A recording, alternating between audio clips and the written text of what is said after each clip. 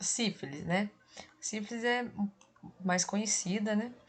É de suma importância que durante o pré-natal a gestante seja tratada adequadamente caso seja confirmada a presença da sífilis, tá? E o parceiro também precisa ser tratado, porque a sífilis tem a sífilis congênita, tá bom? Pode apresentar várias manifestações clínicas, né, e diferentes estágios. Então, por exemplo, tem a sífilis primária, a secundária, a latente e a terciária. Nos estágios primário e secundário da infecção, a possibilidade de transmissão é bem maior. Não há evidências, tá, gente, da transmissão da sífilis pelo leite materno em si. Porém, no caso da amamentação, e caso a gestante esteja com a sífilis primária ou secundária, ela pode transmitir através de lesões na mama, caso ela tenha essas lesões, tá? A prevenção inclui o uso, né, de preservativos em 100%, né, das relações sexuais, e o único medicamento capaz de prevenir, né, a transmissão vertical, que é da mãe para o bebê, é a penicilina benzatina, a bezetacil, tá? O parceiro sexual também deve ser testado e tratado para evitar a reinfecção da gestante. Mas em caso de pessoa não gestante, outros antibióticos podem compor o tratamento, né? Além, claro, de medicamentos tópicos para a ferida, tá? Aqui, ó, a sífilis, ela tem também essa questão de se espalhar para o corpo inteiro, tá? Aqui no caso, eu peguei a foto só da palma da mão e da planta do pé, mas ela pode se espalhar pelo corpo inteiro. O HIV. A AIDS é uma doença causada pela infecção do vírus da imunodeficiência humana, tá? Esse vírus ataca o sistema imunológico, que é responsável por defender o organismo de doenças. As células mais atingidas são os linfócitos T CD4+, tá? Isso é uma célula de defesa. O vírus é capaz de alterar o DNA dessa célula e fazer cópias de si mesmo, né? Depois de se multiplicar, rompe os linfócitos em busca de outros para continuar a infecção. É importante ressaltar que no período da janela imunológica, o vírus do HIV já pode ser transmitido, mesmo em casos em que o resultado detecta os anticorpos anti-HIV for não reagente. Tá? Por que ele vai dar não reagente? Por quê? Porque ele está nesse período de janela imunológico. Ele não é detectado no exame, mas ele pode transmitir a doença, tá? A transmissão é através do sexo vaginal sem camisinha, anal sem camisinha, oral sem camisinha, tá? O uso de seringa por mais de uma pessoa, da mãe infectada para o seu bebê durante a gravidez, no parto, por exemplo, ou através do leite pela amamentação, tá? E instrumentos que furam ou cortam e que não estejam esterilizados, tá ok? Aí os sintomas. Após o contágio, o sistema imunológico é atacado, certo? Aí tem as fases. A primeira fase, a infecção é aguda. Acontece a incubação do vírus, tá? Que é o tempo de exposição, né? Que o vírus fica lá quieto até ele resolver manifestar os seus sintomas, tá bom?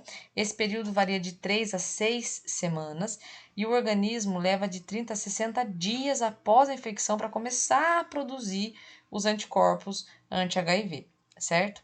Os primeiros sintomas são muito parecidos com o de uma gripe, como febre, mal-estar, tá? Por isso que a maioria dos casos passa desapercebido, tá bom? Aí acontece o quê? Interação entre as células de defesa e as constantes e rápidas mutações do vírus. Então, ele é um vírus muito versátil, ele tem muitas mutações. Mas isso não enfraquece o organismo o suficiente para permitir que novas doenças apareçam, entendeu? Porque o vírus, ele amadurece e morre de forma equilibrada. Esse período pode durar muitos anos, né? E é um período chamado de assintomático. Com o frequente ataque, as células de defesa começam a funcionar com menos eficiência e acabam sendo destruídas. Então, aqui a gente já está num segundo momento. O organismo fica cada vez mais fraco e vulnerável a infecções comuns, né? A fase sintomática inicial é caracterizada pela alta redução dos linfócitos TCD4, tá? Que são glóbulos brancos, e os sintomas mais comuns nessa fase são febre, diarreia, suores noturnos e emagrecimento, tá bom? Sinais, sintomas e o tratamento. A baixa imunidade permite o aparecimento de doenças oportunistas, que recebem esse nome por quê? Porque elas aproveitam que o sistema imunológico da pessoa está fragilizado. Com isso, atinge-se o estágio mais avançado da doença, tá? Que é a AIDS, que de fato é a síndrome da imunodeficiência adquirida, né? Você adquiriu essa imunodeficiência.